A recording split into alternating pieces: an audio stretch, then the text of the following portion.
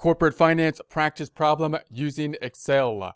We'll calculate the bond price, consider a situation where there is a bond sale, and think about what the bond sale percentage profit would be. In other words, basically the return on the investment, the ROI on the sale.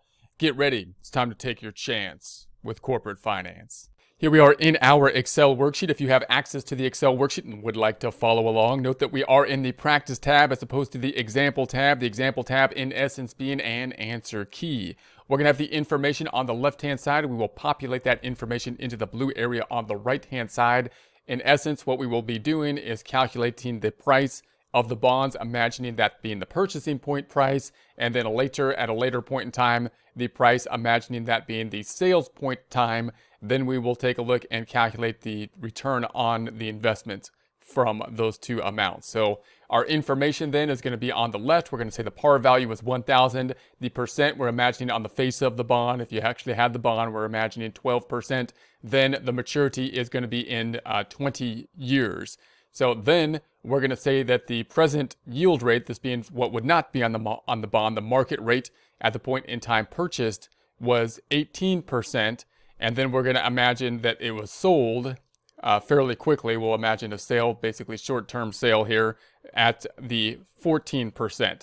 So we want to then imagine or calculate the price for those two time frames, and then imagine we had the sale that took place, and then calculate the basically return on investment. So we'll start off with the 18% at the market rate. We will imagine then that this is going to be the amount we purchased it at. So if we purchased it, we're purchasing the bond, so we're kind of on the purchaser side of things here. So if we're on the purchaser side of things, we would be saying, okay, the bond rate at this point in time is 12%, and would be saying, hey, I can get other bonds out there that are going to provide me the 18%. Therefore, I would expect to be purchasing this bond possibly at a discount. So the purchase price then should be something under the par value of the 1,000, we would think.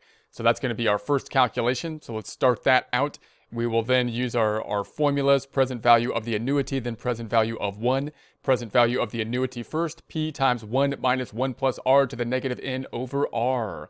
We're going to be pulling the P to the right-hand side. It's going to be the 1,000 times the rate that would be basically on the bond if we had an actual bond. That's going to be the 120. Then the numerator is going to start with 1. I'm going to pull the 1 plus R to the negative N to the inside. 1 R, 18%. This is the market rate, not the rate on the bond. We're going to say home tab numbers, percentify, home tab font underline, trusty sum function equals SUM, shift 9 up arrow, holding down shift, picking up both those items.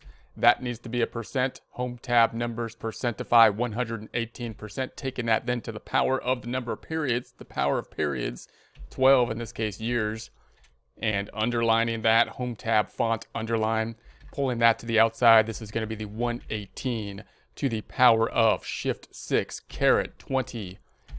Adding decimals, home tab numbers, that needs some decimals. And then home tab font and underline, we'll subtract out the 1 minus this thing to finally get the numerator.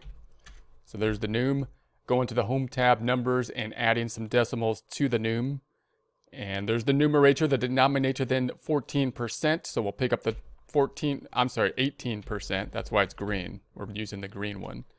And then home tab numbers, percentify, underline, home tab font, underline, num and denom are done. So now I'm going to take the numerator divided by the denominator and then add some decimals here, home tab font and numbers, and add some decimals. Then underline it, and then we can multiply finally the outer column, that being the 120 times that thing that we just got, adding 2 decimals now, representing the cents, home tab numbers cents, 33 cents. Let's do that again, this time with the function in Excel. This is being the magic way. This is going to be negative, present value, shift 9, rate is going to be the 18% again, comma, number of periods is going to be that, what did we say it was? 20 periods, comma, payment then is going to be that 120. And so there we have it there. There's the 642.33 again. Let's break the annuity down into the present value of ones. 1, 2. We're going to then select the number of periods. There's going to be 20 of them. Grabbing the fills handle and then auto-filling it down, auto-fill. And there we have it. We're going to go to the Home tab, Alignment and Center. Payment there then is going to be 120. We'll present value each one of them. That first payment, present valuing it, negative. PV, shift 9, rate 18%, comma, number of periods 1, comma, and then because it's not an annuity, 120. There we have that. Value starting point for that first payment, 102. Payment once again at the 120. Let's present value the second payment. That's going to be the PV shift 9, rate 18%, comma, number of periods now 2, comma, and the future value 120 and enter. Now we're at then this equaling the 86 plus the 102. Let's copy that down. Before we do, we got to make sure that this 18, because it's outside the table and we don't want it to move down, is an absolute reference within our formula, that being in the present value category. In E6, selecting F4, $ before E and 6, and enter. Only a mixed reference is necessary there, but an absolute reference works and to me is easier. Selecting those three cells, grabbing Fill's handle, the auto-fills handle, and dragging it down, then it auto-fills for the 642, 642. We could add one more, auto-filling it one more down here and say this is still going to be period 20, and if we wanted to add then the 1000, the one payment, the par value at the end of this whole process, we would then get to the end result, not including the pennies here, the 679. I'm going to make that yellow because that's a little bit different component down there, and we'll calculate that end result a different way as well as we go. Now let's do this with the tables. Tables this time. Tables this time. 120, we're going to pick up from the table, making sure that we have the proper table, that being 18%, 20 periods. 18 and 20, 18 and 20. That's way over there. See if I can make this smaller so I can see it. I'm going to make this like squish it. I'm going to squish it up. And then we have the 18 and 20 that I'm looking for, 18%. 18's not available on the table, so I'm going to eliminate the table time this time. Sorry about that. We don't have the table for that one, so I'll eliminate the table time here. We won't do the table time. I know it's disappointing. But let's do the second half. This is going to be for the present value of the 1000, bringing that to the outer column. Present value of 1, PV equals the future value times 1 over 1 plus R to the n. We're going to start off with that 1000. We're then saying this is going to be 1, and then the rate is going to be the 18%. I'm going to make that green to note that's where our focus is at. I'm going to make that green. And then percentify this, Home tab numbers, percentify, Home tab font, underline, not italicize, underline, summing it up with the trusty sum, S-U-M, formula, making that a percent, Home tab numbers, percentify, to the number of periods, in this case 20, that being years, underlining that, Home tab font, underline, taking this out to the outer column, the 118, shift 6 with the caret to the power of 20, the power of 20, Home tab numbers, adding some decimals, underlining it, font group, underline, then dividing finally. 1000 divided by that number we just got to. Let's add the 2 decimals representing the cents, giving us 51 cents. So if we add that then to what we got on the new annuity side of the calculation over here, we got in the annuity portion was worth 642.33. So if I add now these two amounts, we're saying the value, which we're going to assume is the purchase price, is going to be the 678.84. That then the same number that we got to when we calculated it this way, except there's no pennies, 679. So now let's do that second calculation a couple different ways. The most common way, the easiest way, using the formula of present value, which would be negative PV, shift 9, rate 18%, comma, then the number of periods, which would be 20, comma, because it's not an annuity, present value of 1, and that would be the 1000. So there's the 3651. Once again, I'm not going to use the tables this time because they might not have the 18 and we couldn't do it last time. So no tables, no tables. Then I'm going to go all the way to the left and then go down, and I'm going to scroll down. So I'm in column A, Scrolling down to the second half of the problem, this time this is going to be the sales point. So we're going to imagine we sold it fairly quickly where we have everything else is going to be the same, simply a change then in the market rate, which is going to be the 14%, which will change the sales price. So we're now holding on to it. We're going to sell it at this point in time, and there's been a difference in the rate. So the rate has now gone down from what we had it before. So it might be then a good time for us to sell at this point in time. So let's go ahead and do that. We're going to do the calculation again. And so we're going to value it at this point in time to see what the sales price would be an appropriate sales price that we would possibly accept based on the new market rate. So we have 1 times 1 minus 1 plus r to the negative n over r. Let's calculate it again. We're going to say outer column is going to be the 1,000 times the 12%. So that's the same. That would be the amount that's kind of like on the bond.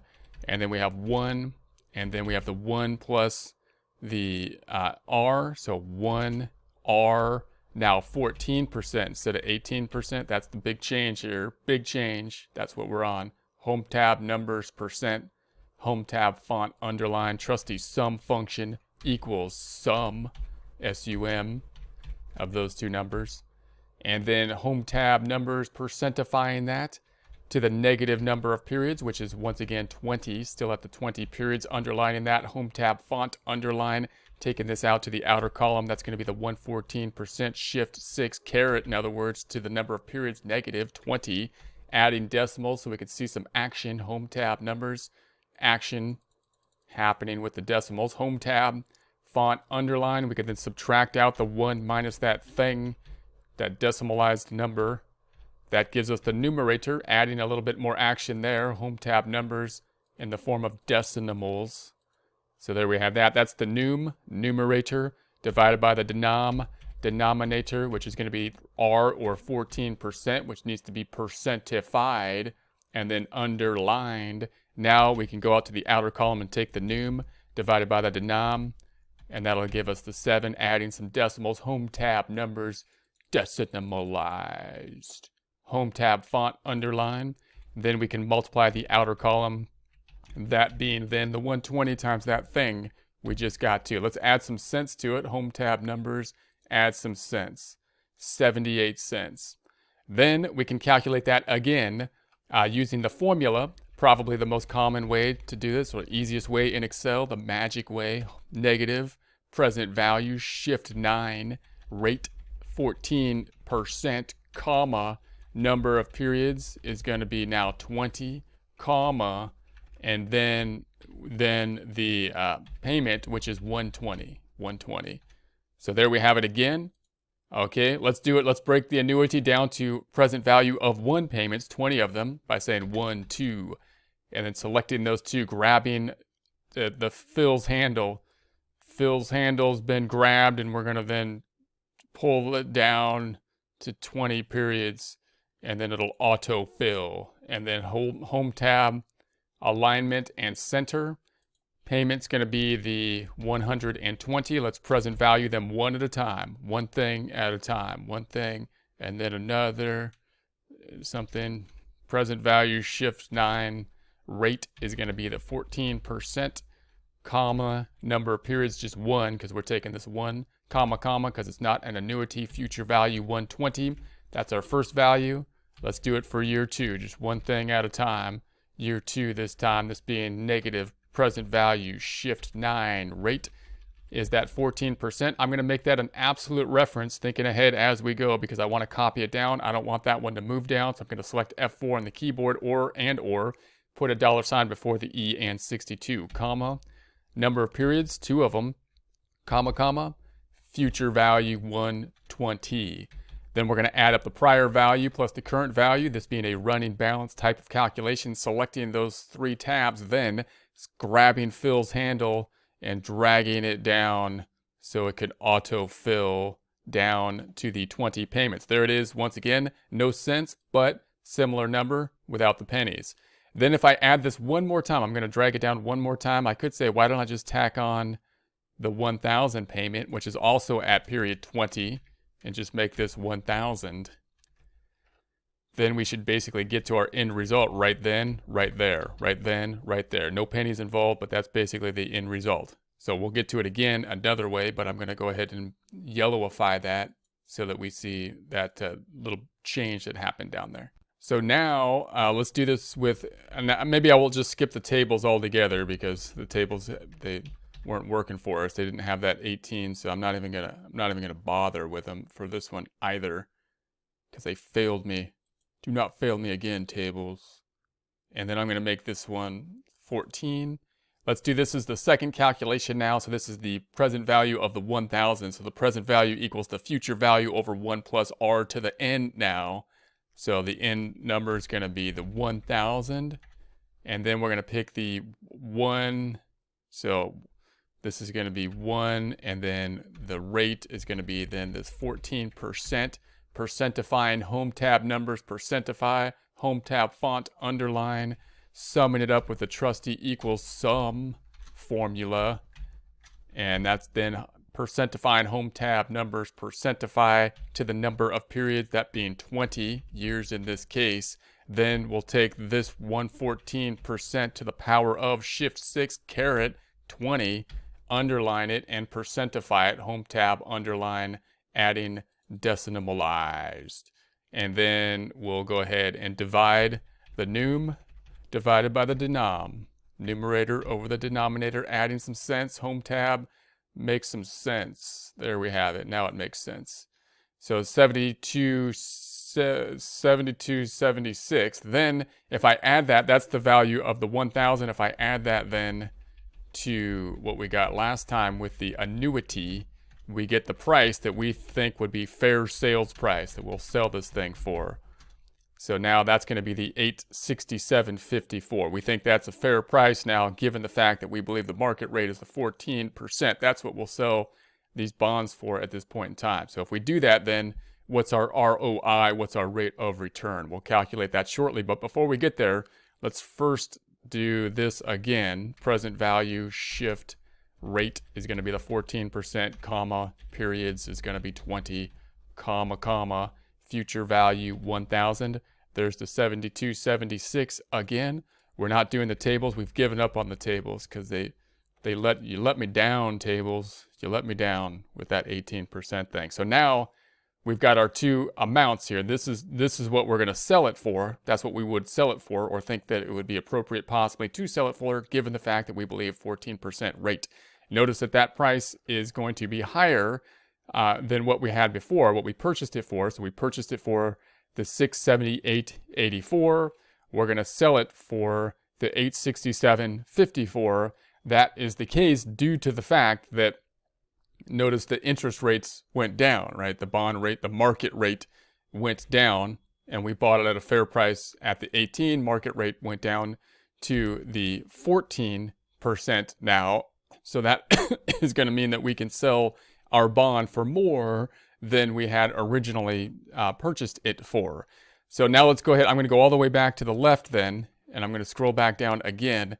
And now we'll calculate basically our gain on it and then our rate of return on that. So the gain that we had, I'm going to say it was the sales price minus the purchase price. So the sales price we calculated in the second one. So that one, I can pick it up from this yellow number. Remember, that's the end number. Let's pick it up right there. Pick it up there. That's what we sold it for. And then we purchased it for. I'm going all the way up to the top one now this time. And I'll go to that yellow number again because it's yellow. So it makes it easy to see because yellow's a bright color. So that's going to be the purchase. That's how much we purchased it for. If we subtract those two out, I'm going to say home tab font. And then the gain that we have, we'll pull this into the outer column, is what we sold it for minus what we purchased it for. And so now we have a gain. And remember, once again, we have a gain because we purchased it, you know, the yield or market rate went down. So that means that we could sell it then for more than what we purchased it for. And so that's going to be the $188.70. And we can compare that then to the purchase price. I can say, well, the purchase price was the $678.84. And if I compare that out, we can get our percent profit, or basically ROI. That's the $188.70 divided by The purchase 28. Let's make that a percent. Home tab numbers and percentify that. Add a couple decimals just for a bit more detail. 27.8 ROI, basically the rate of return.